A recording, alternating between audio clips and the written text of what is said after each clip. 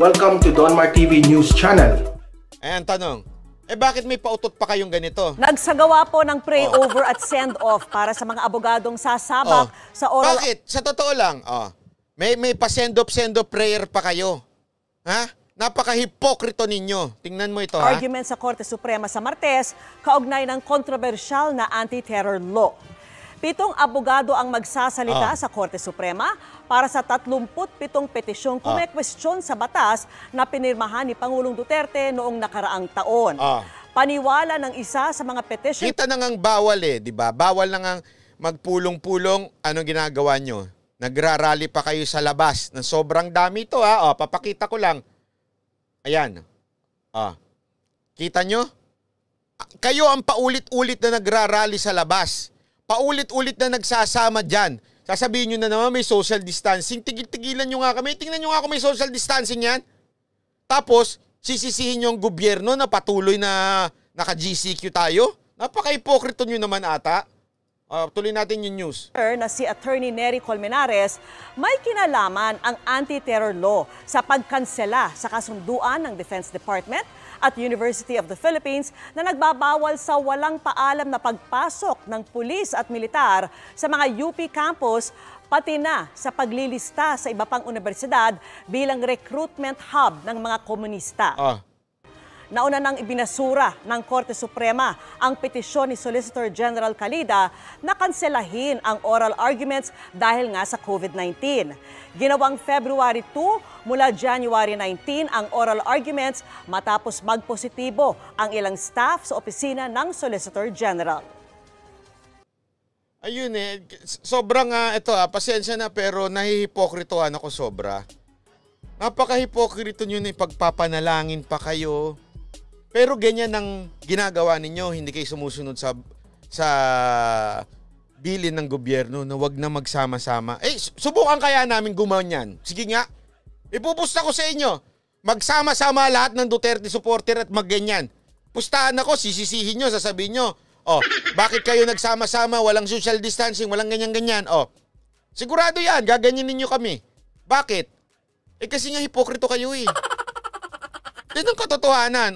Tapos, isipin nyo they were asked, parang pinag-pray daw sila. Pero anong mga poster nyo? Fight back. Lumaban. Sa gobyerno. Ang linaw-linaw na sinasabi ng Biblia yan Respect the authority, submit to the authority.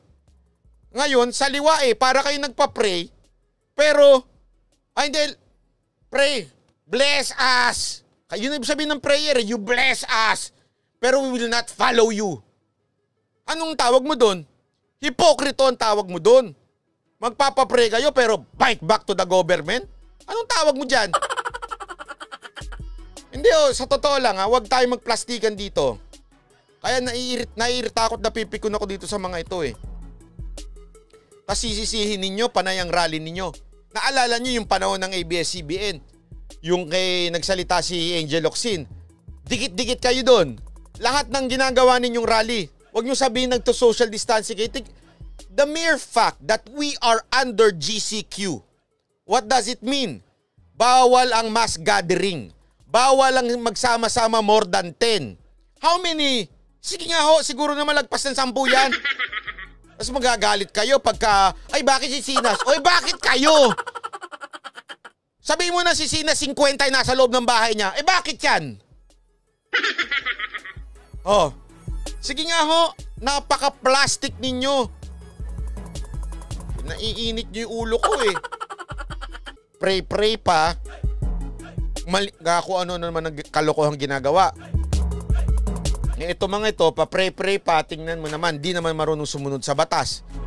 Sinabi na nga wag mag-mass gathering. Mass gathering pa rin na mass gathering.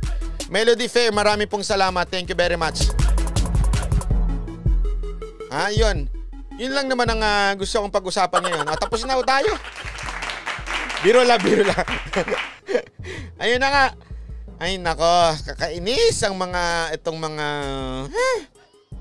parali-rali sa UP. Nakaka-imbier na ba? Nakaka-imbier na. Irit nito ni Renato Reyes. Road to 1 year of community quarantine. With the Philippines ranking a dismal 79 out 98 countries in terms of pandemic response. According to the Lowy Institute of Australia, it is not surprising that Metro Manila and other provinces are still under GCQ after close to 11 months. Dito mo talaga maintindihan na pag ang tao may galit lang talaga sa gobyerno, lahat na lang kailangan niyang i-connect.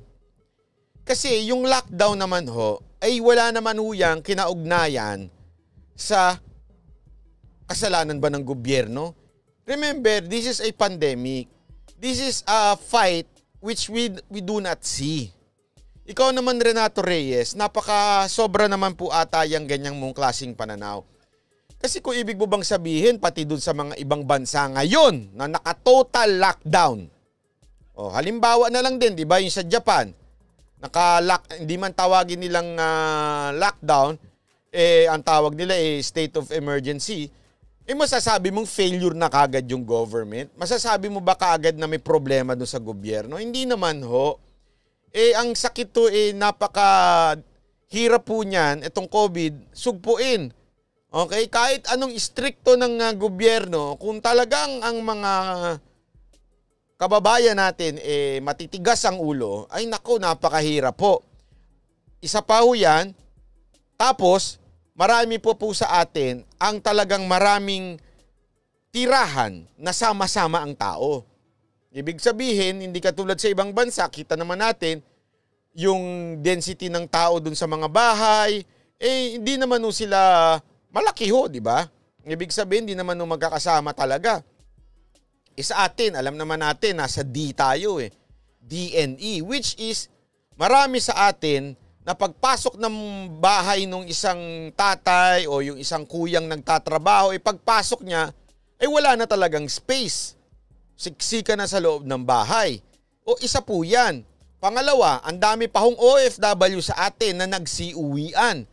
Ibig sabihin, posible, di ba? Katulad nga nitong UK variant na nasa Bontoc, di ba? Galing ho yan sa ibang bansa, OFW po yan, umuwi sa Bontoc. Hindi mo natin may iwasan. Sa ibang bansa nga isipin mo sa ibang bansa, wala nga silang OFW na nagtatrabaho, umuwi sa kanila. Ganun pa man, lockdown sila hanggang ngayon. Nagbukas man sila, umulit pa rin sila ng lockdown. Buti nga tayo, hindi umuulit. Hindi tayo yung naging ganito, tapos naging ganito, hindi ganito, tapos biglang gumanito. Buti nga tayo, hindi ganun. So anong ibig sabihin lang yan? Ang maganda niyan, consistent lang. Ito, balanse. It's balanse yung ekonomiya, balanse rin yung health. So maganda yung approach. Yung iba, anong ginawa? Nagbukas, lockdown uli. Marami akong kakilala, kayo mismong nakikinig ng mga banateros, alam nyo yan. 'Di ba? Yung iba paulit-ulit, binuksan, tas sinarado, binuksan, sinarado. Pwede mo bang sabihin failure na kagad yung bansa ninyo? O failure na kagad yung gobyerno ninyo dahil sa nangyaring ganun? Hindi ho. Kasi hindi naman these things na nangyayari, it's something na hindi mo talaga totally maiiwasan. Ang tanong na nga lang ngayon sa totoo lang ito na ang tanong ngayon pag nag-uusap kami, makakausap ko sa mga kaibigan mo. Ang tanong na nga lang ngayon kung kailan. Totoo, minsan nagbibiruan kami ng mga kaibigan ko, parang, tapos na ako, ikaw naman. Ikaw naman, kung kailan. Kasi, weird talaga Isipin mo akala ng tao tapos na sa 2020 yung COVID. Tapos mantakin mo, bago matapos ang 2020, lumabas yung UK variant. Hindi nyo na ba nakikita na sobrang ironic yung pangyayari? Everyone was so hoping na maaayos na itong COVID sa wakas. 2020, iiwan na namin ikaw. Iiwan ka na namin. It's a 2020. Meron kasi yan 2020. Dahil dyan, ganyan. Ngayon, 2021 na. It's a hope. We have a new hope. Anong nangyari? December, bigla lumabas yung UK variant. Pati may African variant pa. Ibig sabihin, Renato Reyes, wala akong kinalaman ng gobyerno doon sa COVID na yan. Response at response, i-compare mo nga doon sa iba, tayo nga hindi nga nagpabaya ka agad O hindi naman sa pabaya, Hindi, gano'n na nga rin yun. Negligent. O parang biglang, di ba kasi marami akong kilala. Okay? Marami akong kilalang mga kaibigan ko na nagtataka nga ako paulit-ulit ko sinasabi, so bakit di ka nakamas? Bakit di ka nakaganito? Wala eh. Hindi na kami pinagmask. Kasi wala na daw. Binuksan na yung mga restaurant. Tapos di tataka pa ako, biglang nag-lockdown ngayon. Doon mo makikita ko anong klaseng sakit ang meron na dumadana sa buong mundo. So kung kasalanan na ng gobyerno, I think that is so unfair to think na kasalanan ng gobyerno kung bakit tayo GCQ pa rin hanggang ngayon. Yun lang naman ho. Ang haba ng comment ko na yun And then nung nabasa ko to, naiirita lang ako. Itong mga salot sa lipunan na ito, wala na lang talaga silang inisip kung hindi kasalanan ni Duterte, kasalanan ng gobyerno. Yan na lang. Isipin mo ha. Kasalanan ni Duterte, kasalanan ng gobyerno.